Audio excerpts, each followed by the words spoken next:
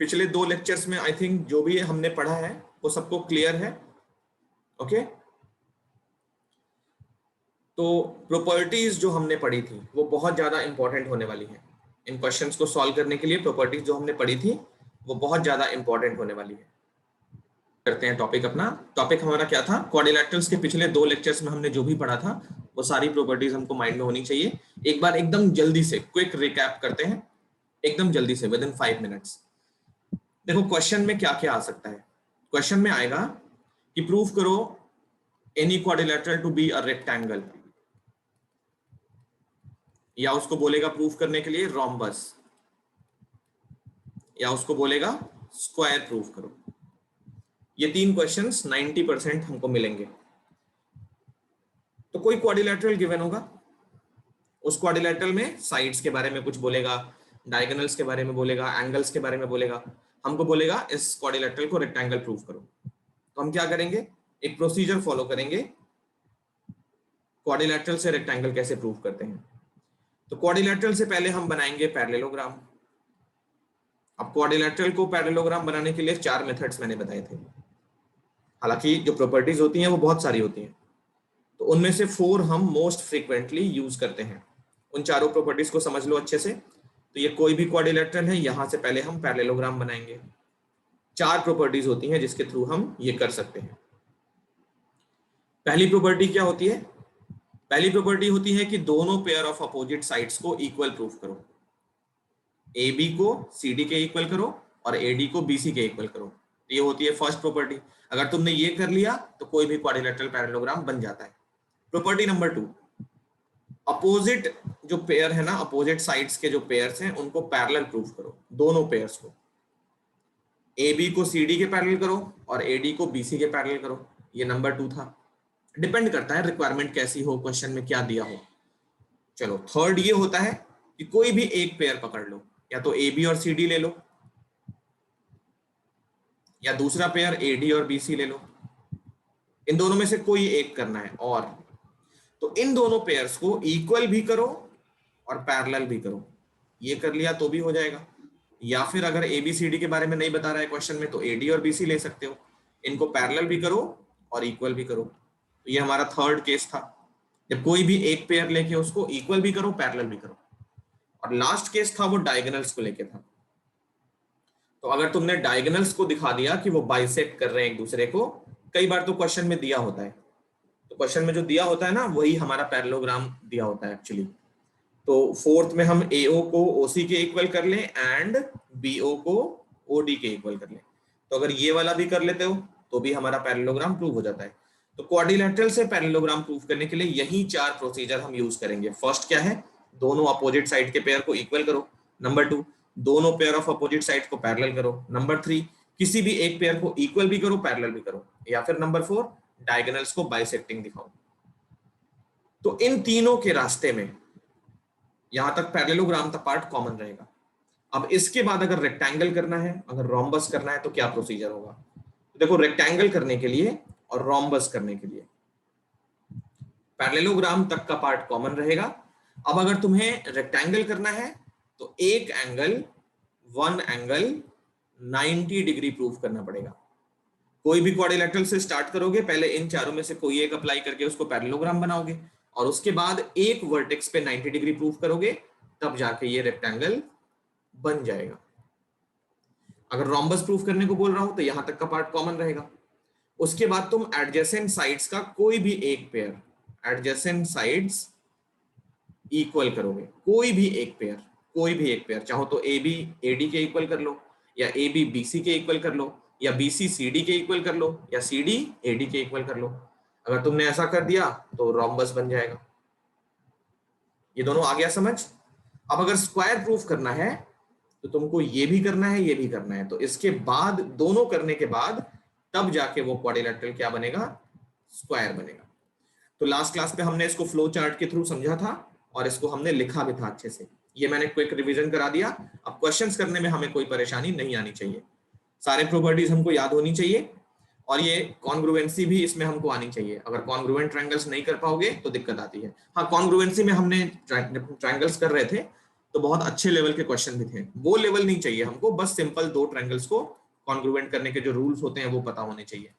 जैसे side side side rule होता है, साइड एंगल साइड होता है, एंगल साइड एंगल होता है, एंगल एंगल साइड होता है, और राइट एंगल हाइपोटेनस साइड होता है।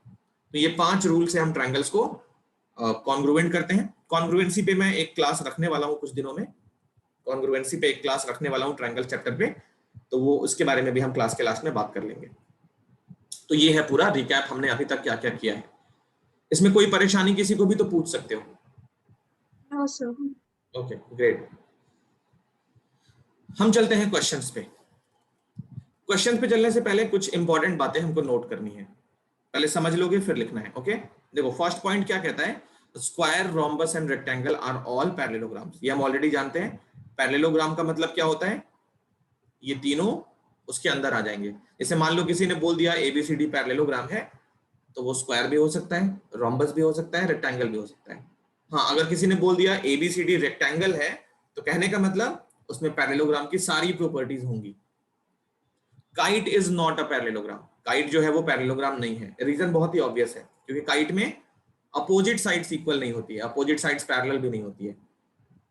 Trapezium is not a parallelogram but a parallelogram is a trapezium. बहुत इंपॉर्टेंट है ये, ट्रेपीजियम जो है वो पैरेललोग्राम नहीं होता है, बट पैरेललोग्राम ट्रेपीजियम होता है। इसका रीजन क्या है, देखो ट्रेपीजियम अगर मैं एक बनाऊं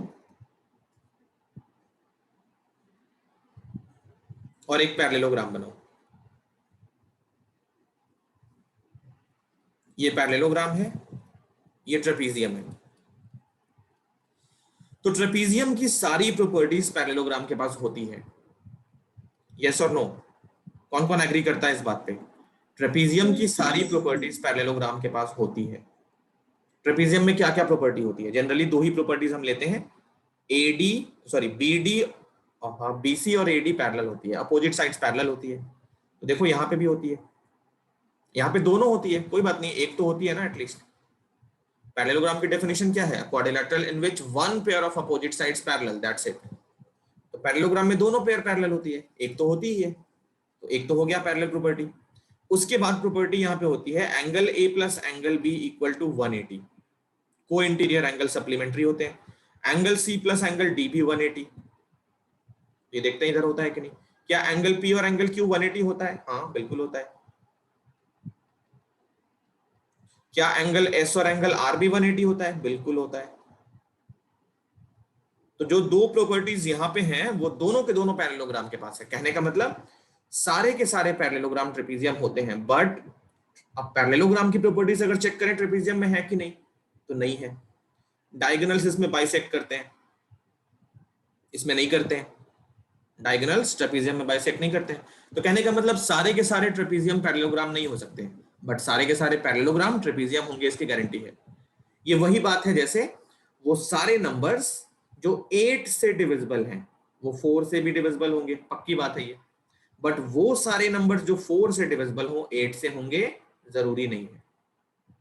फिर से सुनो, वो सारे नंबर्स जो 8 से डिविजिबल हैं, कोई भी नंबर 8 से डिविजिबल ले लो, वो 4 से डिविजिबल होगा ही होगा। बट वो सारे नंबर जो 4 से डिविजिबल हैं जैसे 12, 20, 28, ये 8 से होंगे, जरूरी नहीं है। ये पूरा क्लियर बोलो? Yes sir. तो नोट करके इन तीनों पॉइंट्स को लिख लो, 1 2 3 पॉइंट बना के लिख लो, कॉपी कर लो, फिर इन्फॉर्म करो।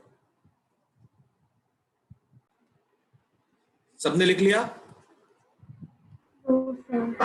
Yes sir. चलो एक थ्योरम करने जा रहे हैं।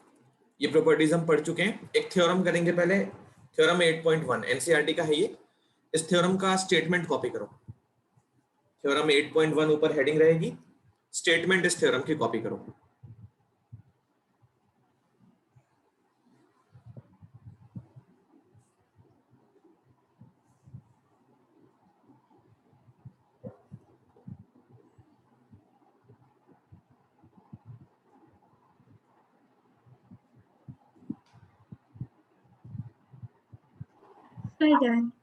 ठीक है, तो ये क्या बोलता है? A diagonal of a parallelogram divides it into two congruent triangles. कई बार हमको ये क्वेश्चन यूज करना पड़ेगा, ये थ्योरम हमको कई बार यूज करना पड़ेगा। देखो ये है तो इस थ्योरम में ये स्टेटमेंट हो गया। अब गिवन पार्ट क्या है, एबीसीडी एक पैरेललोग्राम है और एसी उसका एक डायगोनल है। तो एबीसीडी एक पैरेललोग्राम है और एसी उसमें डायगोनल है। हमें ये प्रूव करना है कि इस डायगोनल से जो दो ट्रायंगल्स फॉर्म होते हैं, ट्रायंगल 1 एंड ट्रायंगल 2, वो आपस में क्या होंगे, कॉन्ग्रुएंट होंगे। कैसे प्रूव करेंगे वो देखो। Proof in triangle ABC and triangle ADC. सबसे पहले ये जो सिंगल कट वाला एंगल है और ये सिंगल कट वाला एंगल है, क्योंकि लाइंस आपस में पैरेलल हैं तो अल्टरनेट एंगल्स इक्वल होंगे ना। तो एबीसी में हम यूज कर रहे हैं angle ACB is equal to angle DAC. ये अल्टरनेट इंटीरियर एंगल्स हैं। सबको समझ आ रही है बात? अल्टरनेट एंगल्स इक्वल होंगे। Yes, sir. फिर एसी साइड और एसी साइड वो तो दिख रही है ना, कॉमन है दोनों ही ट्रायंगल्स में, ये कॉमन है। फिर उसके बाद डबल कट वाले एंगल्स भी इक्वल लिख लें। तो एंगल बीएसी और डीसीए, एंगल डीसीए ये भी आपस में इक्वल। इसका रीजन भी अल्टरनेट इंटीरियर एंगल्स। अब देखो क्या क्या हमने लिया है। तो ये एंगल लिया है और ये एंगल लिया है। उसके बाद ये साइड हमने ली है, तो इधर से भी आते हुए ये साइड ली है। फिर एक एंगल और लिया है, ये एंगल लिया है और ये एंगल लिया है। तो कौन सा रूल यहां पे लग रहा है वो हमको चेक करना है। देखो पहले ट्रायंगल में हमने इस एंगल को फर्स्ट सबसे पहले लिया है, फिर इस साइड को लिया है, फिर इस एंगल को लिया है। तो ए एस ए, क्योंकि साइड जो है वो दोनों एंगल्स के बीच में आ रही है, तो हम रिजल्ट लिखेंगे triangle A B C is congruent to. अब देखो यहाँ पे जो वर्टेक्स हम लिखेंगे कैसे लिखेंगे, एबीसी के लिए कौन सा वर्टेक्स करस्पॉन्डिंग होगा वो कैसे लिखते हैं। तो पहले एंगल को आइडेंटिफाई करो। पहले एंगल सी और एंगल ए आपस में इक्वल है, देख रहे हो ना, एंगल जो है वो बीच वाले पे बनता है। तो एंगल सी और एंगल ए करस्पॉन्डिंग वर्टेक्स हो गए। अब ए सी बी में सी को लास्ट पोजीशन मिला है, तो ए को यहां पे लास्ट पोजीशन मिलेगा। फिर एंगल ए पे बना है और यहाँ पे एंगल सी पे बना है, तो ए को अगर फर्स्ट पोजीशन दिया है हमने, यहाँ पे सी को फर्स्ट पोजीशन देंगे। और बीच में क्या बच गया, फिर डी बच गया।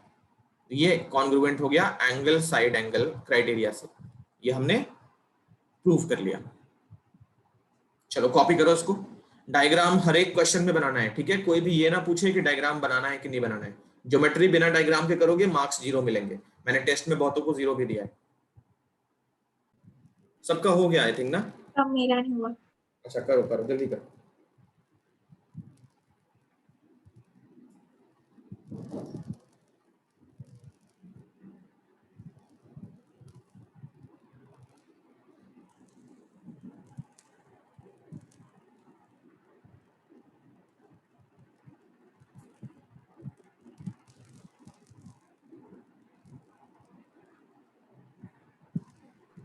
Done.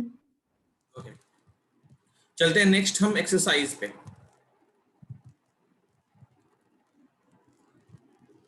चलो अपनी अपनी बुक निकाल लो सारे। एनसीईआरटी की एक्सरसाइज के कुछ क्वेश्चन हम आज लेंगे। क्वेश्चन नंबर 1, क्वेश्चन जो होंगे वो सीक्वेंस वाइज नहीं आएंगे, ठीक है। तो पहले हम सिंपल सिंपल क्वेश्चन करेंगे। ऐसा हो सकता है सीक्वेंस हमारा ब्रेक हो जाए, लेकिन जब हम क्वाड्रिलेटरल्स खत्म करेंगे तो सारे के सारे क्वेश्चन हम टच कर लेंगे। देखो क्या करोगे, क्वेश्चन का जो नंबर है वो अच्छे से लिखोगे, ठीक है राघव। क्वेश्चन का सीक्वेंस जो होता है वो हम मैच, मतलब सीक्वेंस 1 2 3 4 5 6 ऐसे नहीं करते हैं, हम कॉन्सेप्ट वाइज क्वेश्चन को करते हैं। तो पहले हमने क्वेश्चन नंबर 1 करना है। Okay, sir. Angles of a quadrilateral are in the ratio 3:5:9:13. Find all the angles of quadrilateral. बहुत ही सिंपल क्वेश्चन है। तो क्वाड्रिलेटरल के सारे एंगल्स रेशियो के फॉर्मेट में दिए हैं। एंगल ए को हमने 3x ले लिया, तो सबको पता है ना रेशियो को कैसे लेते हैं। Yes, sir. और एंगल सी को हमने 9x ले लिया, एंगल डी को हमने ले लिया 13x। अब क्वाड्रिलेटरल में एंगल सम प्रॉपर्टी भी होती है। सारे एंगल्स का सम कितना होता है चयन? 360। तो ये लिख दिया 360 angle sum property. Class 8th में लीनियर इक्वेशन सबने सॉल्व किया है ना? Yes, sir. तो ये वाला सॉल्व करके x की वैल्यू निकालोगे। x की जब वैल्यू आ जाएगी उसके बाद सारे एंगल्स भी निकल जाएंगे। तो इसको सॉल्व करना है, x की वैल्यू निकालनी है, फिर उसके बाद एजम्पशन वाली लाइन को फिर से लिखना है सो करके। ये हमारा लेट था और ये so. Angle A 3 into x, x की वैल्यू रखोगे एंगल ए मिल जाएगा। एंगल बी 5x, फिर एंगल सी 9x और एंगल डी 13x। सर जो इसका जो आंसर है वो आपको सेंड करना है। हाँ, x निकाल के सारे एंगल्स मुझे सेंड करोगे चैट बॉक्स में। Okay sir. प्राइवेटली करोगे, कोई किसी का आंसर देख नहीं पाएगा।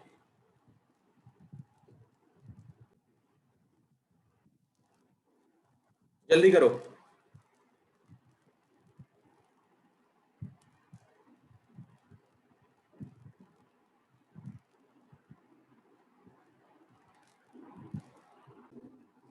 चलो टाइम अप। मैं लिखता हूं आंसर्स। x मिला 12, तो एंगल ये हो गया 36, ये हो गया 60, ये हो गया 108 डिग्रीज, लिखना मत भूलना, और ये हो गया 156 डिग्री। अब किसके आंसर सही है मैं एक बार बता देता हूं। कृतिका का आंसर बिल्कुल करेक्ट, चयन का करेक्ट, परी, निषेध, सार्थक। बाकी बच्चे पता नहीं क्यों नहीं कर पा रहे हैं। इतना सिंपल क्वेश्चन है, एक्स निकालना है और आंसर निकलना है। चलो अब इस क्वेश्चन को अगर ऑब्जेक्टिवली किसी ने दे दिया हो तो शॉर्ट ट्रिक क्या है जल्दी से सॉल्व करने का। देखो यहाँ पे जब भी रेशियो में दिया हो ना, जैसे मान लो ये हमने एंगल ए ले लिया, इस वाले को बी ले लिया, इस वाले को सी ले लिया और इस वाले को डी ले लिया। अब किसी ने तुमसे सिर्फ एक एंगल पूछा है, इसने तो चारों पूछे हैं तो चारों निकालने पड़ेंगे, यही बेटर तरीका है। बट किसी ने पूछ दिया सिर्फ एंगल सी निकालो या एंगल बी निकालो, या सिर्फ एक एंगल पूछ दिया एंगल ए निकालो या एंगल डी निकालो, कोई भी एक पूछ दिया तो कैसे करोगे। मान लो एंगल ए निकालना हो, तो एंगल ए निकालने का जो रेशियो में एंगल ए का पार्ट कितना है 3 है, अपॉन इन सारे रेशियोज का सम कितना है 3 प्लस 5 प्लस 9 प्लस 13 कितना होगा बताओ 30। तो एंगल ए जो है वो 3/30 पार्ट है, 3/30 में 3/3 पार्ट है, 30 में थर्ड पार्ट है, और किसका तो 360 डिग्री का। इस तरीके से एंगल ए हम डायरेक्टली निकाल सकते हैं। 0 से 0, 3 से 12, तो एंगल ए कितना मिल गया 36 डिग्री। एंगल बी भी ऐसे निकाल लोगे, फिफ्थ पार्ट है 30 में से और सम कितना है 360, तो ये कैलकुलेट करोगे तो ये तो 12 आता है, थोड़ी देर पहले हमने देखा था 12 इंटू 5 60 डिग्री। एंगल सी भी ऐसे ही निकाल सकते हो 9/30 इंटू 360, तो ये हो गया 12, 12 9 जा 108 डिग्री। एंगल डी हो गया 13/30 मल्टीप्लाइड बाई 360, ये कैलकुलेट करोगे तो 156 डिग्री आ जाएगा। तो इसको मेथड 2 मार्क करके ये भी कॉपी कर लो। 1 मार्कर में ये बहुत अच्छा ट्रिक है, सारे रेशियोज इससे हम सॉल्व कर सकते हैं। जल्दी कॉपी करो, नेक्स्ट क्वेश्चन पे चलेंगे।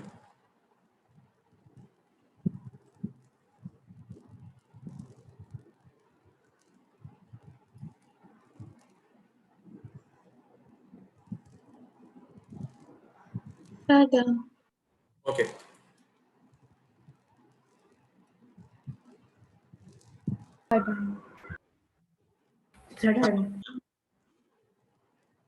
सबका हो गया? Yes sir. Okay yes sir. चलो नेक्स्ट क्वेश्चन, क्वेश्चन नंबर 2। यहां से देखो हमारा जो प्रॉपर्टी है ना वो यूज करने का टाइम आ चुका है। चलो अब इससे अभी से कोई लिखेगा नहीं, कुछ एक क्वेश्चन मुझे करने दो, प्रोसीजर बस ऑब्जर्व करो कि कैसे करते हैं, समझना अच्छे से, ठीक है। यहां से क्वेश्चन इंपॉर्टेंट है और एग्जाम में आ सकता है, कोई सा भी क्वेश्चन यहां से एग्जाम में आ सकता है। चलो देखो यहां पे, if the diagonals of a parallelogram are equal, parallelogram में क्या है डायगोनल्स इक्वल है, डायगोनल्स इक्वल है, then show that it is a rectangle. Main concept क्या है, हमें उस क्वाड्रिलेटरल को रेक्टेंगल प्रूफ करना है। तो इन जनरल हम क्या जानते हैं, रेक्टेंगल प्रूफ करने का प्रोसीजर, पहले क्वाड्रिलेटरल से स्टार्ट करते हैं, फिर उसके बाद अगर इसको रेक्टेंगल प्रूफ करना हो तो रास्ते में कहीं हमको पैरेललोग्राम मिलता है, क्वाड्रिलेटरल से हम पैरेललोग्राम बनाते हैं, फिर उसके बाद हम रेक्टेंगल बनाते हैं, यही तो होता है प्रोसीजर। अब क्वाड्रिलेटरल से पैरेललोग्राम प्रूव करने का तरीका मैं बता चुका हूँ, यहां से यहां जाने का तरीका मैं बता चुका हूँ। अब उसको एक्चुअली हम इंप्लीमेंट करके देखने जा रहे हैं। तो इस क्वेश्चन में क्या दिया है, पैरेललोग्राम ऑलरेडी दे दिया है, मतलब ये वाला पाथ उसने ट्रेवल करके हमको दिया है, यहाँ पे हम खड़े हैं। तो पैरेललोग्राम से हमको रेक्टेंगल प्रूफ करना है, क्या करना पड़ेगा, एक एंगल 90 डिग्री करना पड़ेगा, क्योंकि ये तो ऑलरेडी पैरेललोग्राम तक पहुंचा चुका है वो। अगर वो क्वाड्रिलेटरल से देता तो उन चारों में से कोई एक हम यूज करके पैरेललोग्राम बनाते हैं। उन चारों में से मतलब वही चार जो भी थोड़ी देर पहले बताए थे। तो ये पैरेललोग्राम ऑलरेडी बना चुका है, हमको सिर्फ एक एंगल 90 करना है। तो चाहो तो एंगल ए 90 कर लो, चाहो तो एंगल बी 90 कर लो, चाहो तो एंगल सी 90, चाहो तो एंगल डी 90, कोई भी एक करना है, चारों नहीं करने। चलो देखो कैसे स्टार्ट करते हैं। कोई लिखेगा नहीं, ठीक है, कुछ एक क्वेश्चन मुझे करने दो पूरा लास्ट तक, ताकि तुम ऑब्जर्व करो स्टेप्स को, कैसे स्टेप्स हम बनाते हैं। सबसे पहली चीज लिखेंगे गिवन। तो गिवन में क्या क्या है देखो, पैरेललोग्राम गिवन है, तो A B C D is a parallelogram. Diagonals of the parallelogram are equal. तो अगर हमने फिगर ड्रॉ कर लिया है, ए सी और बी डी आपस में इक्वल है, ये हो गया गिवन पार्ट।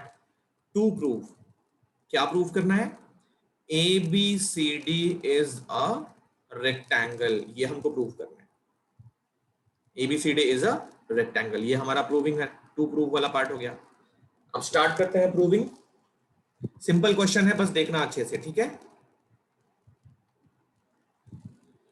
देखो एंगल ए को 90 करना है, ओके, और डायगोनल्स हमारे इक्वल हैं। तो मैं अगर दो ट्रायंगल्स तुम्हें बना के दिखाऊं, A B D first triangle देखना,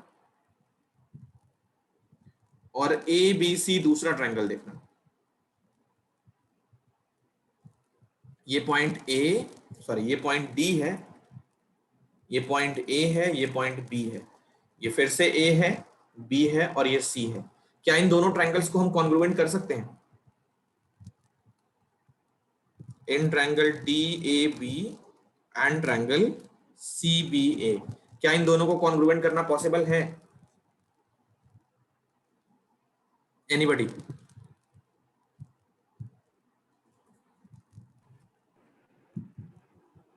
सर दोनों को इक्वल प्रूव करना। कॉन्ग्रुएंट, कॉन्ग्रुएंट करना पॉसिबल है इन दोनों को?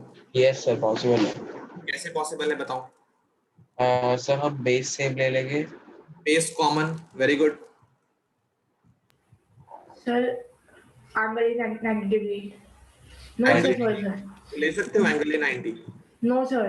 और सर एंगल ये कॉमन है। एंगल ए कॉमन है, अच्छा चलो। देखो एंगल ए इतना छोटा सा है इस ट्रायंगल में, ये पूरा सा है इस ट्रायंगल में, दोनों कॉमन तो नहीं है, वर्टेक्स कॉमन है बट एंगल कंप्लीटली नहीं आ रहे, उनके पार्ट्स छोटे छोटे आ रहे, तो एंगल ए नहीं ले सकते। अगर पैरेललोग्राम है A B equal to A B. तो एडी और बीसी आपस में इक्वल होंगे क्या? अपोजिट साइड्स हैं, यस सर। ये वाली साइड इस वाली साइड की इक्वल होगी, क्योंकि उसने एबीसीडी को पैरेललोग्राम बोल रखा है। तो पैरेललोग्राम की सारी प्रॉपर्टीज है इसके पास, अपोजिट साइड्स इक्वल हैं, पैरेलल हैं, डायगोनल्स बाइसेक्टिंग हैं, सब हैं। तो यहाँ पे एडी और बीसी भी आपस में इक्वल होंगे, क्यों? क्योंकि ये पैरेललोग्राम की अपोजिट साइड्स हैं, मेन फिगर देख लो। और थर्ड, इसने डायगोनल्स को इक्वल दिया है, तो ये देखो बीडी डायगोनल और एसी डायगोनल, तो तीनों ही जो साइड्स हैं इन दोनों ट्रायंगल्स में वो एक दूसरे के इक्वल आ रही हैं। तो ट्रिपल एस रूल से ये ट्रायंगल्स क्या हो जाएंगे? कॉन्ग्रुएंट हो जाएंगे। अब उनको लिखना पड़ेगा सही से, तो पहले हम फर्स्ट कट लिखते हैं। A B equal to A B with proper reason. ये क्यों इक्वल है? क्योंकि ये साइड दोनों ही ट्रायंगल्स में कॉमन है। फिर A D equal to B C, इसका रीजन क्या है? अपोजिट साइड्स है ये किसके? Opposite sides of parallelogram ABCD। Third जो है, थर्ड कट वाला, वो देखो उसका रीजन क्या लिखोगे? BD इक्वल टू AC, और ये आएगा गिवन में, क्योंकि यहाँ पे देखो गिवन था, AC और BD आपस में इक्वल गिवन था। तो triangle DAB, triangle DAB is congruent to triangle DAB is congruent to CBA, और इसका रीजन क्या रखोगे? ट्रिपल एस, क्योंकि तीनों साइड्स इक्वल करके हमने ट्रायंगल कॉन्ग्रुएंट करी है, तो ट्रिपल एस यूज करेंगे। साइड साइड साइड, ट्रायंगल्स हमने कर लिया कॉन्ग्रुएंट। अब सीपीसीटी लगाने का टाइम है। देखो सीपीसीटी में ये एंगल ए और एंगल बी आपस में क्या होने चाहिए, इक्वल होने चाहिए। तो angle A D A B के अंदर कौन सा होगा, ये पूरा, और angle B C B A के अंदर अंदर कौन सा होगा, ये पूरा। तो ये दोनों एंगल्स क्या होंगे, आपस में इक्वल होंगे। लिख लेते हैं, D A B equal to angle C B A, इसका रीजन सीपीसीटी। सीपीसीटी का फुल फॉर्म कोई बताओ।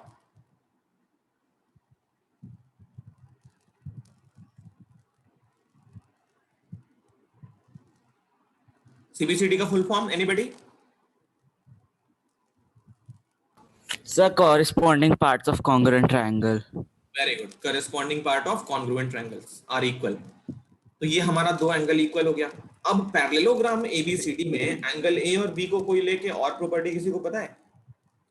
इन दोनों एंगल्स में कोई और रिलेशन होता है? So supplementary angles. Very good, इन एंगल्स का सम होता है 180। को इंटीरियर एंगल्स बोल सकते हो या फिर एडजेसेंट एंगल्स ऑफ पैरेललोग्राम बोल सकते हो। Also angle D A B plus angle C B A, इसका सम कितना होगा, 180 डिग्री। रीजन है को इंटीरियर एंगल्स या फिर एडजेसेंट एंगल्स, अगर बोलना चाहते हो एडजेसेंट एंगल्स ऑफ पैरेललोग्राम बोलना जरूरी है, क्योंकि हर एक क्वाड्रिलेटरल में एडजेसेंट एंगल सप्लीमेंट्री नहीं होते, या तो को इंटीरियर बोल दो या फिर एडजेसेंट एंगल्स पैरेललोग्राम के। अब इन दोनों को हमें यूज करना है। तो DAB और CBA 180 है और यहाँ पे DAB CBA इक्वल है from 1 and 2, from 1 and 2। Angle DAB को एज इट इज लिख दो, इस CBA की जगह पे DAB लिख दो। ये हो गया 180 डिग्री। तो ट्वाइस एंगल DAB 180, यहां से हमको एंगल DAB कितना मिल गया, 90 डिग्री। जो हमें करना था वो हमने कर लिया, बस लिखने वाला काम बाकी है। सो ABCD इज अ रेक्टेंगल। इसका रीजन डालना पड़ेगा क्यों रेक्टेंगल है। अब पैरेललोग्राम, वही डेफिनेशन लिखनी है जो हमने पिछले क्लास पे किया था। अब parallelogram with one vertex angle 90 degree, one vertex angle 90 degree is a rectangle, is a rectangle। और ये हो गया प्रूफ। देखो ये डेफिनेशन मैंने याद करने को कहा था पिछले क्लास में, याद होगा मैंने बोला था कि रोम्बस की डेफिनेशन, स्क्वायर की डेफिनेशन और रेक्टेंगल की डेफिनेशन, ये तीनों याद रख लो। डेफिनेशन ही हमारा एक्चुअली प्रोसीजर है, तो ये कॉपी कर लो।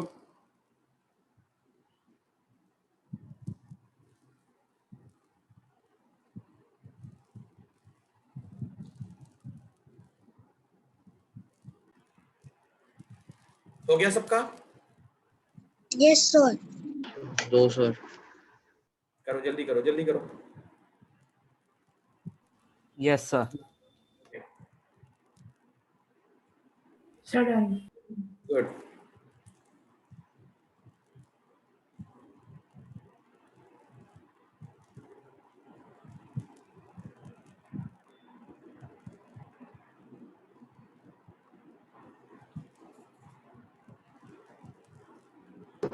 Sir done.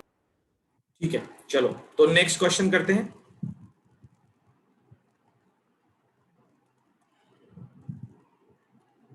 अच्छा, कुछ एक्स्ट्रा क्वेश्चंस आ रहे हैं, ठीक है, कुछ एक्स्ट्रा क्वेश्चंस हैं।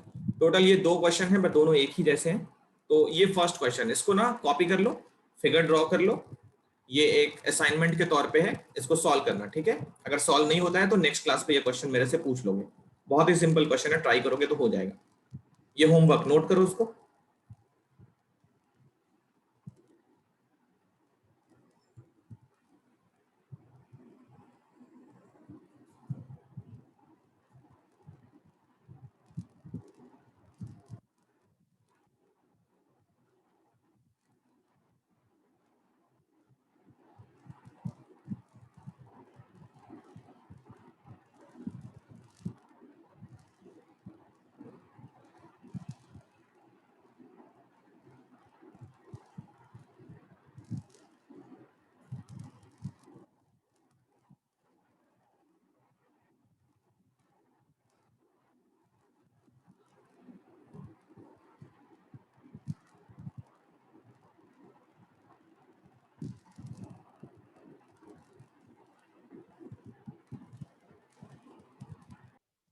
क्वेश्चन नंबर 3, ये देखो,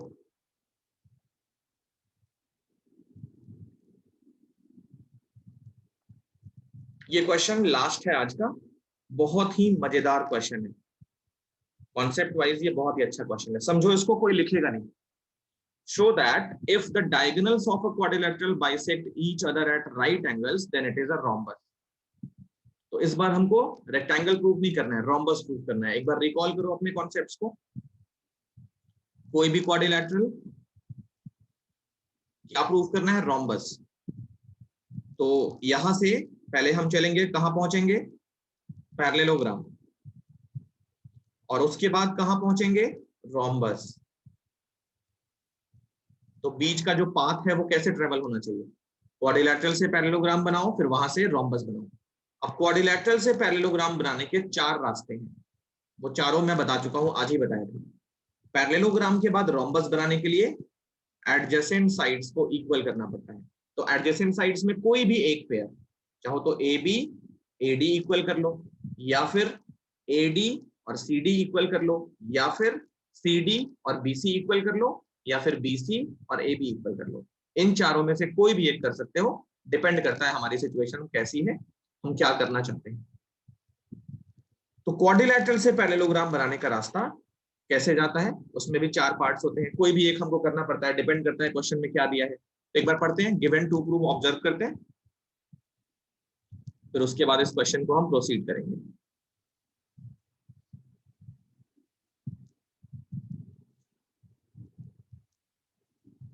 देखो given,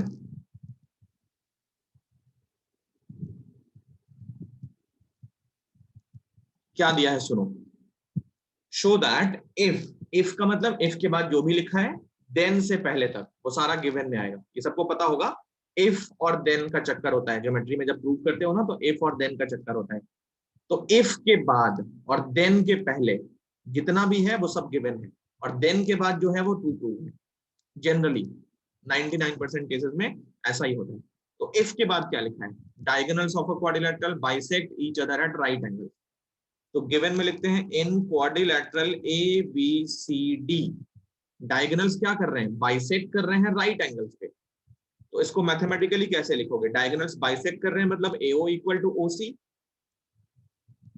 and BO equal to OD। ये हो गया बाइसेक्ट करने का मतलब। AO पार्ट OC के इक्वल और DO पार्ट OB के इक्वल, ये गिवन में आएगा। और भी आएगा AC is perpendicular to BD। तो इसका मतलब हुआ diagonals bisect each other at right angle. ये तो इंग्लिश हो गई और उसको हमने मैथमेटिकली डिकोड कर लिया। टू प्रूव, देन के बाद क्या है? It is a rhombus. To prove में ABCD इज अ रोम्बस। तो जैसे ही रोम्बस हुआ मेरे माइंड में ये प्रोसीजर स्ट्राइक किया, a parallelogram with adjacent sides equal is a rhombus। तो डेफिनेशन के थ्रू ही हम चल रहे हैं। अब ये हम कैसे प्रोसीड करेंगे वो समझना है बस। चलो देखो, अब तो किसी भी क्वाड्रिलैटरल को पैरेललोग्राम प्रूव करने का जो प्रोसीजर होता है वो मैं एक बार बता दूं। जैसे मान लो इसी फिगर की बात करें, तो पहला काम हम ये कर सकते हैं, AB को CD के इक्वल करें एंड AD को BC के इक्वल करें, बोथ साइड्स इक्वल करें, both pair of opposite side. Number 2 हम ये कर सकते हैं, AB को CD के पैरेलल करें एंड AD को BC के पैरेलल करें, ये कर सकते हैं। नंबर 3, 4 रूल्स होते हैं। पहला, हम AB को parallel to and equal to CD करें, या फिर और एंड का मतलब ये दोनों करने हैं, ये दोनों करने हैं, या फिर और का मतलब या तो ये वाला करो या फिर दूसरा पेयर पकड़ लो, AD is parallel to and equal to BC। इन दोनों में से कोई एक कर लोगे तो भी हो जाएगा। और लास्ट क्राइटेरिया जो होती है AO equal to OC and BO equal to OD, ये होती है। डायगोनल्स को बाइसेक्टिंग दिखा दो तो भी पैरेललोग्राम हो जाता है। बट इस वाले में तो ये गिवन में आ गया, सबको दिखा, ये चीज तो उसने ऑलरेडी दे रखी है। AO equal to OC, BO equal to OD already दे रखा है, दिख रहा है सबको? Yes, sir. कहने का मतलब इस क्वेश्चन में उसने पैरेललोग्राम दे दिया है, हमको देखने आना चाहिए। ये जो कह रहा है ना AO equal to OC, BO equal to OD, ये पैरेललोग्राम की प्रॉपर्टी है, पैरेललोग्राम ऑलरेडी दे रखा है। तो क्वाड्रिलैटरल से पैरेललोग्राम वो बना चुका है, यहां से हमको रोम्बस के पास जाना है। ये क्वाड्रिलैटरल है, ये पैरेललोग्राम है, तो उसने ये वाला पार्ट कर दिया है पीछे वाले क्वेश्चन की तरह। हमको सिर्फ ये रास्ता ट्रेवल करना है। बट जिनको ये प्रॉपर्टी नहीं पता होगी कि इन 4 से हम प्रूव करते हैं, वो क्या करेंगे, ये तो दे दिया है, उनको दिख नहीं रहा है कि ये दे दिया है, फिर भी पैरेललोग्राम हम उसको ले सकते हैं। वो इन तीनों के पास जाएंगे और फिर ढूंढेंगे, बहुत परेशान होंगे। तो ये होता है पावर ऑफ प्रॉपर्टीज। प्रॉपर्टीज अगर तुमको पता है अच्छे से, उनको यूज करने आता है, तो क्वेश्चन में साफ साफ लगना चाहिए कि इसने पैरेललोग्राम ऑलरेडी दे दिया है, हमको बस देखने आना चाहिए। तो अब हम सिर्फ ये वाला रास्ता ट्रेवल करना है, बट लिखना पड़ेगा सही से। ओके, तो देखो मैं कैसे लिख के दिखाता हूँ, तो उसके बाद फिर कॉपी कर लोगे।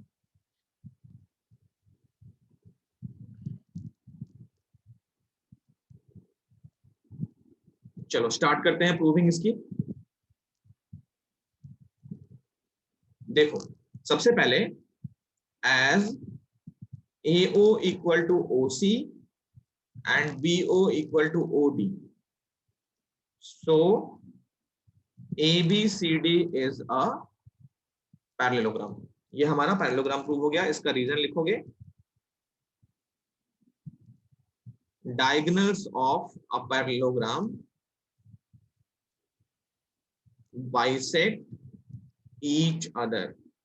डायगोनल्स बाइसेक्ट करते हैं, तो कहने का मतलब हमने पैरेललोग्राम तक हम पहुंच चुके हैं। अब एडजेसेंट साइड्स इक्वल करनी है बस, तो कोई भी एक पेयर पकड़ लो। चलो AB और AD ले लेते हैं। मैंने बताया था ना, AB AD ले सकते हो, AD DC ले सकते हो, DC और BC ले सकते हो, BC और AB ले सकते हो, कोई भी एक पेयर ले सकते हो। तो इन दोनों को लेते हैं। अब इन दोनों को अगर हमें इक्वल कर दिए तो काम हो जाएगा।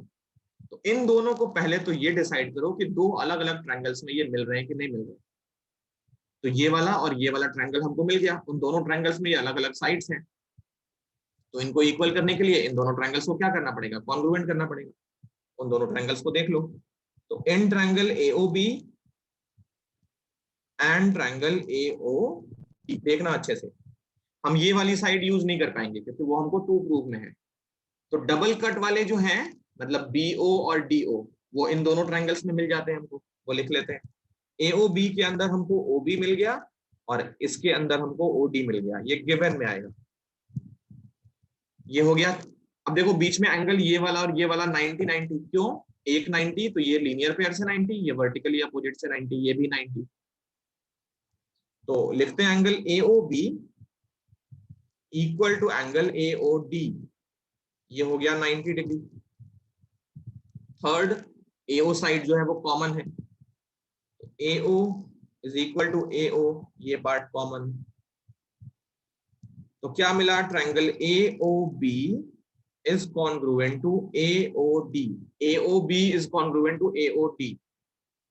और रीजन क्या लिखेंगे, साइड एंगल साइड, हमने साइड एंगल साइड यूज किया है, दो साइड और बीच का एंगल लिया है, तो ट्रायंगल्स हो गए कॉन्ग्रुएंट। अब देखो CPCT से फर्स्ट एंड लास्ट वर्टेक्स, यहाँ पे भी first and last vertex, AB equal to AD जो हमें चाहिए था और वो मिल भी रहा है, AB इक्वल टू AD, ये मिला CPCT से, इसको ले लिया फर्स्ट इक्वेशन। अब पैरेललोग्राम हमने यहाँ कर दिया, एडजेसेंट साइड्स का एक पेयर इक्वल कर दिया, तो रिजल्ट लिखेंगे, सो ABCD इज अ रोम्बस। इसका फिर से हमको स्ट्रॉन्ग रीजन देना पड़ेगा। रीजन क्या होगा, वही डेफिनेशन रोम्बस की। अब पैरेललोग्राम, तो इसीलिए मैंने कहा था डेफिनेशन बहुत इंपॉर्टेंट है। अब parallelogram with one pair of adjacent sides, one pair of adjacent sides equal is a rhombus. ये हो गया क्वेश्चन सॉल्व। सबको क्लियर बोलो, कोई परेशानी इस क्वेश्चन में? No, sir. ठीक है, तो ये लास्ट क्वेश्चन था आज का, इसको कॉपी कर लो। अगली क्लास पे हम क्वेश्चन नंबर 4 ऑनवर्ड्स चलेंगे।